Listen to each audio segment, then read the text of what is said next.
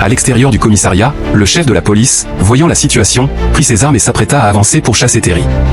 En même temps, le commissariat recevait des dossiers cryptés concernant Terry. Apparemment, il enseignait le jiu-jitsu sur Wikipédia et avait servi dans la 6e armée. Les hommes du chef de la police se précipitèrent aussitôt dehors en criant de garder ses distances avec Terry. Le chef, en entendant cela, venait à peine de dégainer son arme que Terry l'avait déjà maîtrisée d'un geste et avait rapidement éjecté les balles du chargeur. Les subordonnés commencèrent immédiatement à s'approcher et Terry attrapa le chef pour s'en servir comme otage. Terry n'avait absolument pas frappé fort, il ne visait que la caution de 10 000 $, sans quoi ces deux-là, entre ses mains, n'auraient pas tenu 3 échanges. Ensuite, sous sa menace, ils rentrèrent docilement au commissariat.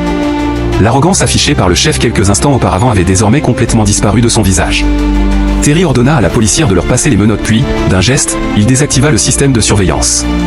Ensuite, il força la policière à ouvrir la porte de la salle des coffres. Mais ce qui surprit Terry fut qu'en plus d'une grosse somme d'argent, s'y trouvait aussi quantité d'armes et d'équipements divers. Il n'eut pas le temps d'y réfléchir davantage, la policière trouva rapidement l'argent qui lui revenait. Terry lui fit sortir 10 000 $ et dit que tout le reste devait rester là. Il obligea la policière à coopérer pour jouer une petite scène devant tout le monde, lui permettant de quitter le commissariat sans difficulté. Il se rendit aussitôt au tribunal du bourg, sortit l'argent et le donna au juge. À ce moment-là, Summer avait déjà préparé le dossier de son cousin et courut faire signer le directeur du tribunal. Mais Terry remarqua alors plusieurs policiers se dirigeant dans sa direction. La seconde suivante, Terry fut complètement encerclé par les policiers, il leva docilement les mains, tandis que Summer était plaqué brutalement au sol. Terry fut ensuite enfermé dans une cellule souterraine, mais en fut rapidement sorti. Cette fois, le chef le conduisit lui-même à l'hôpital. Car maintenant qu'il connaissait ses véritables antécédents, il savait qu'il n'était pas quelqu'un à provoquer à la légère. Le chef lui rendit donc l'argent qu'il lui avait confisqué et l'informa qu'il avait déjà contacté un concessionnaire d'occasion. Pour 10 000 $, Terry pourrait obtenir la voiture qu'il désirait. Il lui annonça aussi une mauvaise nouvelle. Son cousin, à peine entré dans la prison d'État, avait été poignardé dès le premier jour et serait bientôt transféré ici comme patient. Mais le chef ne se souciait absolument pas de la colère de Terry,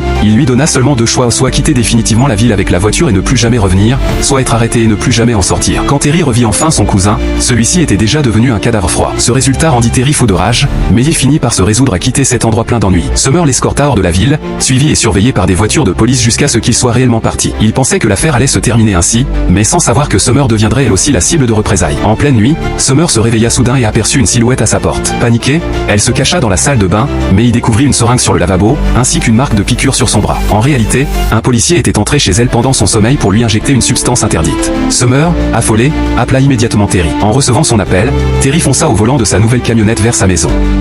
En arrivant, il trouva Summer allongée dans la baignoire, se douchant à l'eau glacée.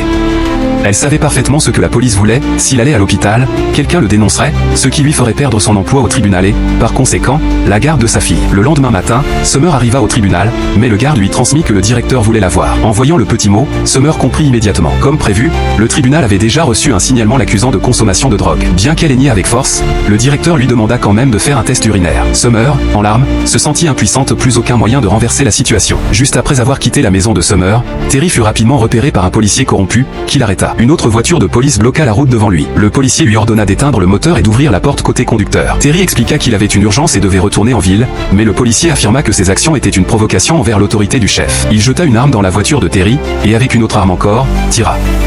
Dans la lutte, Terry fut touché par une balle, mais grâce à sa résistance physique, il réussit à saisir le tasé du policier corrompu et l'assomma. Sous les tirs nourris d'un autre agent, il sauta dans sa camionnette et fonça vers la zone désertique au loin, échappant finalement de justesse. Quant à Summer, elle fut renvoyée du tribunal.